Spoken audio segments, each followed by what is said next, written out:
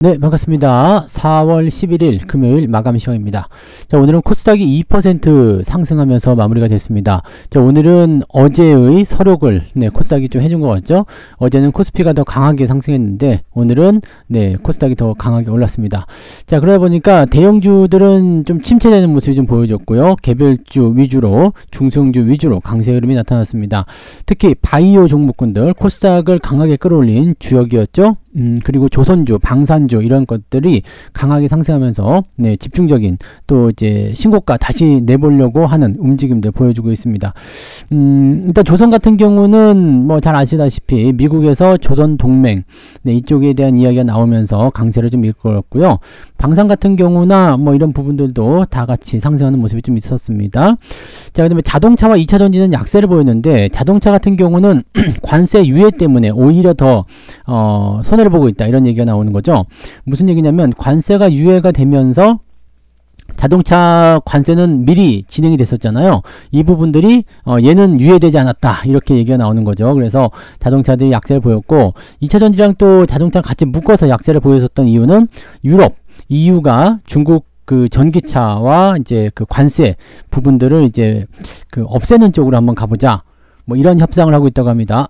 만약에 EU 쪽에서 중국산 전기차에 대한 관세를 크게 낮추거나 없애버리게 된다라면 우리나라 입장에서는 상당히 좀 피곤할 수 있겠죠. 네, 그래서 이렇게 됐을 경우에는 2차 전지 그 다음에 전기차를 팔고 있는 완성차 업체 둘 다에게 악재가 될 수가 있습니다. 그래서 오늘 다 같이 빠지는 모습이었고요.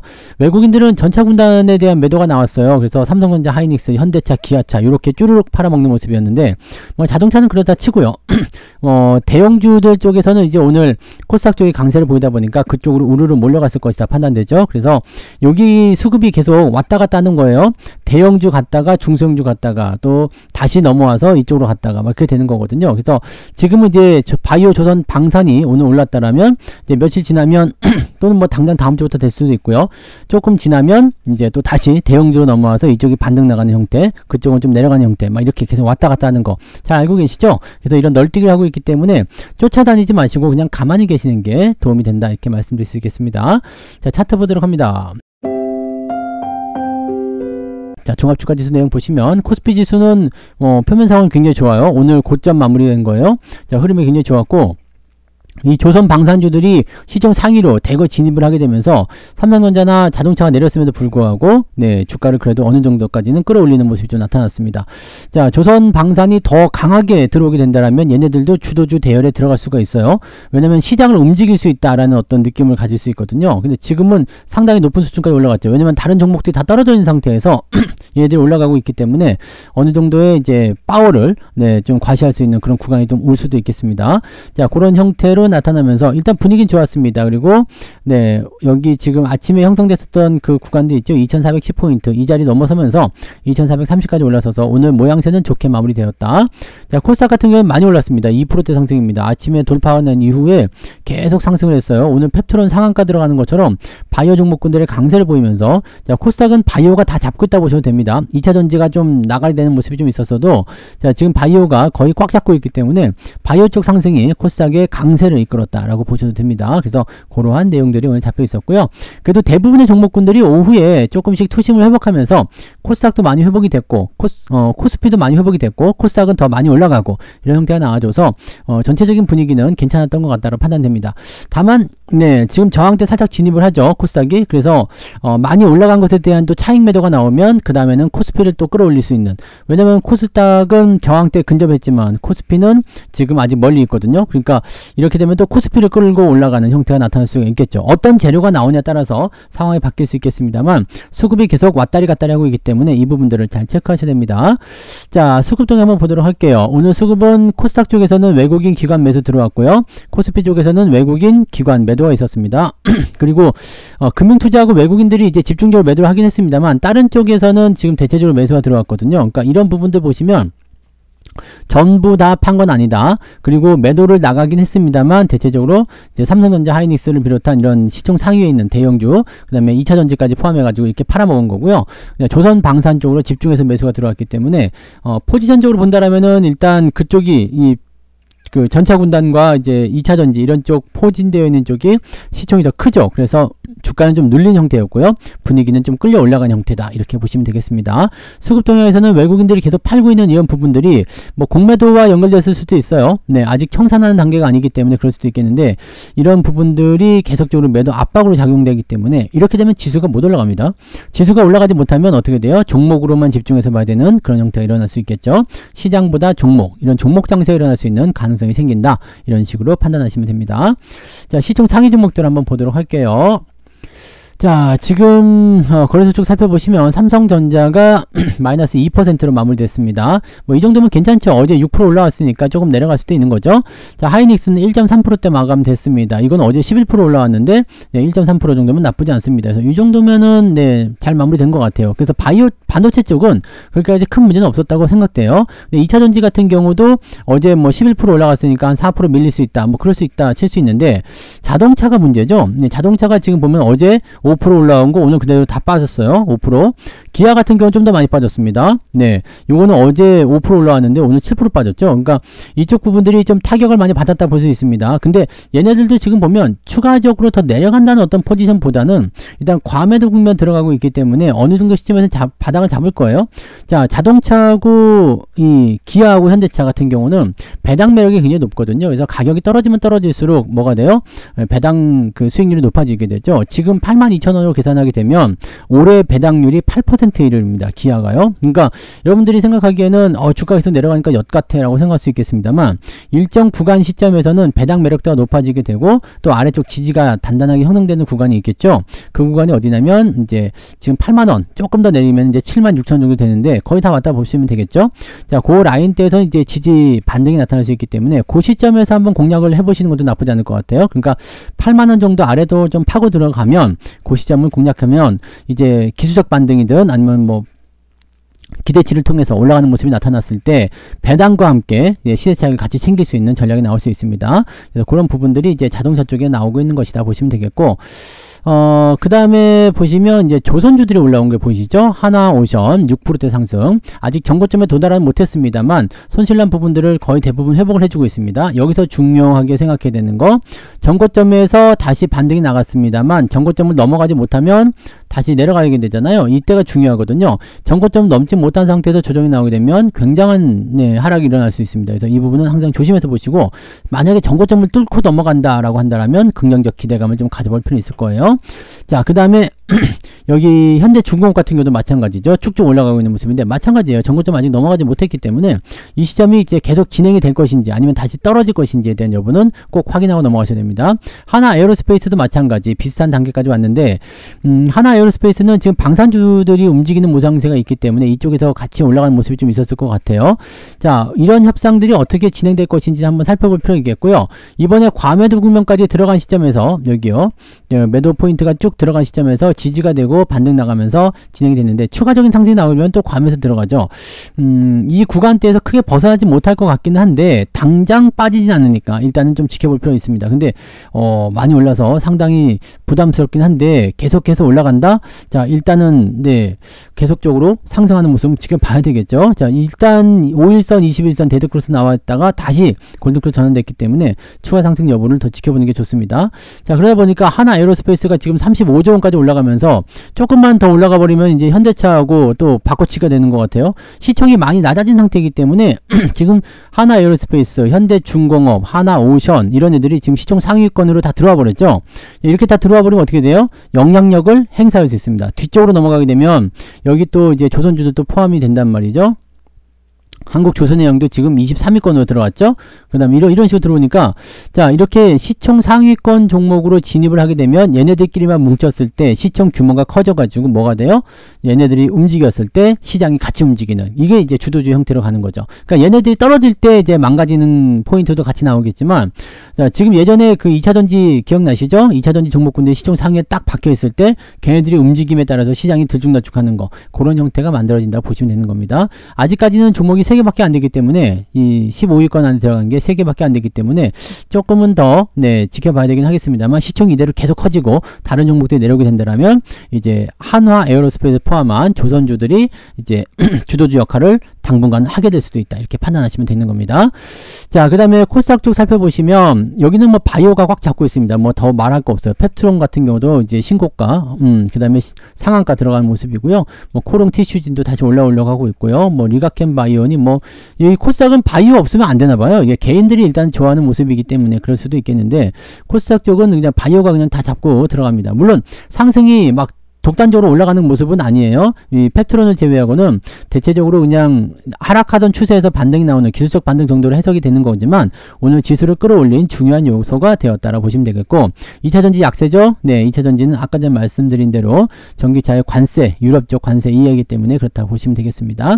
뭐 그 외에는 뭐 다들 비슷비슷하게 움직였던 모습이고요. 특이하게 엔캠 같은 경우는 2차전지인데도 오늘 반등이 좀 있었습니다. 그런 형태 정도로 보시면 되겠습니다. 뭐 지금 보시면 코스피보다는 코스닥이 훨씬 더 괜찮은 형태로 마무리된 것을 우리가 확인할 수 있겠고요.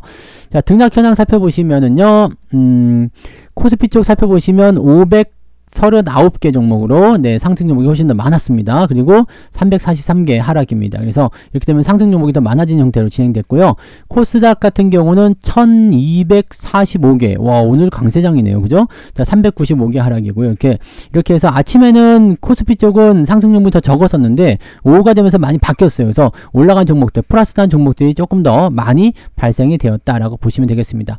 뭐 제 계좌 같은 경우도 오늘 그 자동차만 아니었으면 나쁘지 않았을 것 같은데 자동차가 밀리는 바람에 저는 계좌가 좀 밀렸죠. 물론 뭐 삼성전자, 하이닉스 다 같이 밀렸지만 뭐 1%대 이런 하락은 그렇게까지 크게 영향을 주지 않기 때문에 괜찮은데 자동차, 기아가 막 7% 빠지고 현대차 5% 빠지고 그러니까 정신이 없는 거지. 네, 이렇게 되면 자동차가 오늘 계좌를 갉아먹었다 라고 볼 수 있겠습니다. 저는 계좌가 조금 마이너스로 전환이 됐는데 한번 보자고요.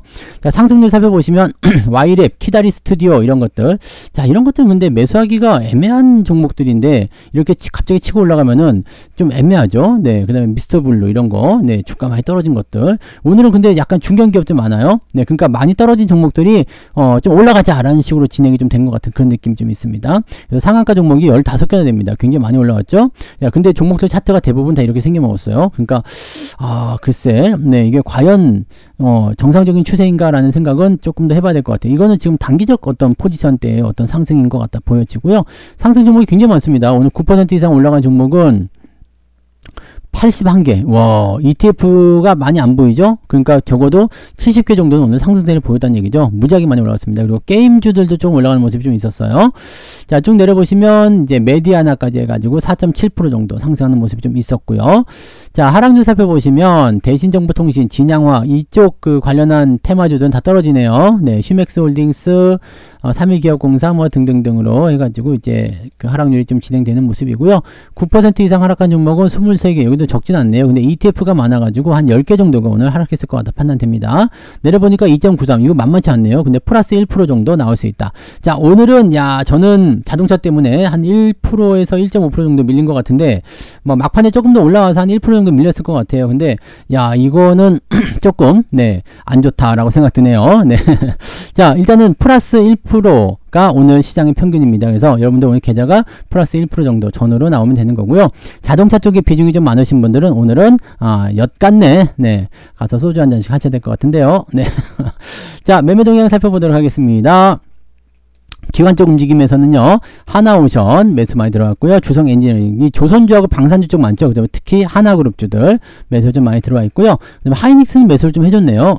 현대 미포, 하나 시스템, 하나 쪽 다 매수 들어갔어요. 그다음에 삼동중공업, 하나 쪽하고 조선주 쪽, 그다음에 현대 엘리베이터는 또 오늘 폭등을 했어요. 그래서 이런 부분들, 네, 이런 것들이 지금 잡혀 있는 거고, 매도 현대차, 기아. 네, 현대차, 기아차 다 매도했고요. 그 다음에 삼성전자는 따로 보이지 않네요. 기관 쪽 같은 경우는 연기금이 아마 매수를 해주지 않았을까 싶은 생각이 있죠. 그죠? 연기금 매수가 좀 있어서 방어가 좀 됐을 것 같고, 현대차, 기아차 같은 경우는 일단은 연기금 종목은 아닌가 봐요. 같이 팔았네요. 자, 투신 쪽에서는요, 네, 삼성전자 매도가 좀 있었고, 금융투자가 이제 이쪽, 삼성전자, 하이닉스, 뭐, LG 에너솔루션, 기아, 뭐, 이런 쪽으로 매도가 나왔겠죠? 그 다음에, 투신 쪽에서는, 금융투자 쪽에서는 이게 매수가 나왔네요. 하나 에어스페이스, 한화오션 뭐 이런 쪽으로 오늘 매수가 들어왔습니다. 자, 외국인 쪽 넘어가시면 네, 하나 에어로스페이스에 매수가 많이 들어왔어요. 요 부분은 이제 계속 매수가 꾸준하게 있었기 때문에 매도가 나온 적은 없었죠. 그래서 여기서 다시 매수가 들어오면서 또 올라가는 것인가? 이런 생각이 좀 들 수 있는 부분이 좀 되겠습니다.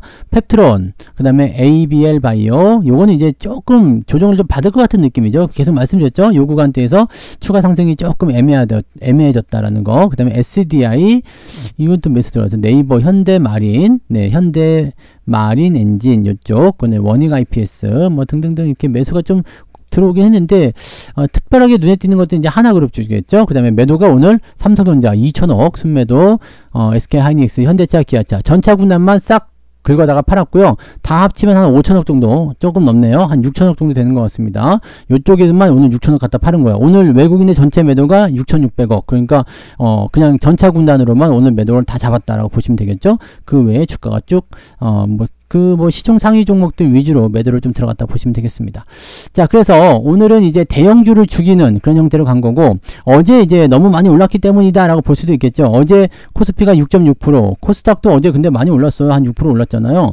그러니까 어제는 코스닥보다 코스피가 더 많이 올랐다 라는 부분에서의 약간의 차익 매도가 있었을 수도 있어요. 어제 삼성전자가 6% 올랐잖아요. 그러니까 이런 부분들이 차익 매도를 좀 불렀을 거라 생각할 수 있는 내용이 좀 되죠. 원래는 삼성전자는 하이닉스가 뭐 10% 이렇게 올라가면 안 되는 거죠. 근데 그렇게까지 강하게 상승했기 때문에 차익 매도가 좀 있었을 거라 생각되고, 자동차는 조금 억울할 것 같은데, 네, 자동차는 공장도 지은 데다가 막 그랬는데 관세 좀 유예해 줘야 되는 거 아니야? 라는 식으로 얘기가 나올 수도 있는데, 이런 부분들이 어떻게 나올런지는 좀 지켜봐야 되겠죠. 네. 자, 어쨌건 네, 시장 분위기는 나쁘진 않았고요. 계좌도 뭐 밀리신 분들도 크게 밀리지 않았죠. 뭐 자동차만 완전 몰빵했다 그러면은 문제가 있겠지만, 그런 거 아니라면 적당한 선에서 아마 그 수익과 손실이 만들어져 있을 거 생각하고요. 자동차 비중을 좀 약하게 가져가셨다면 오늘 플러스 네, 계좌를 갖고 가셨으리라 생각합니다. 그 정도. 저는 어제 8% 넘게 올라가다 보니까 오늘 뭐 한 1, 2% 까여도 괜찮겠다 싶었는데 생각보다는 좀 덜 까인 것 같아요. 그래서 상승분은 일단 지키고 넘어가는 거는 괜찮다 생각됩니다. 그래서 저는 한 2% 정도 네, 까여도 네, 괜찮지 않을까라고 생각해 봅니다. 자, 아무튼 그런 정도로 생각하시고요. 자, 전체적인 시장 상황은 이제 상승할 것이냐 아니냐에 대한 부분들을 가지고 계속 얘기가 나오겠지만 조금 더 지켜보고, 네, 그 다음에 지금 상황으로 본다라면 아마 저점 구간이 나올 것 같아요. 그러면 뭐 이번 주 후반부부터 아니면 다음 주 초반 정도까지 저점을 잡는 시점에서 매수 포인트가 잘 들어올 수도 있을 것 같습니다. 그 부분들을 잘 활용해 주시면 좋을 것 같아요. 네, 그 정도까지 보겠습니다. 자, 모처럼 또 주말이 날씨가 좋네요. 네, 즐거운 주말 보내시고요. 저는 내일 종목 진단으로 다시 오겠습니다. 고맙습니다.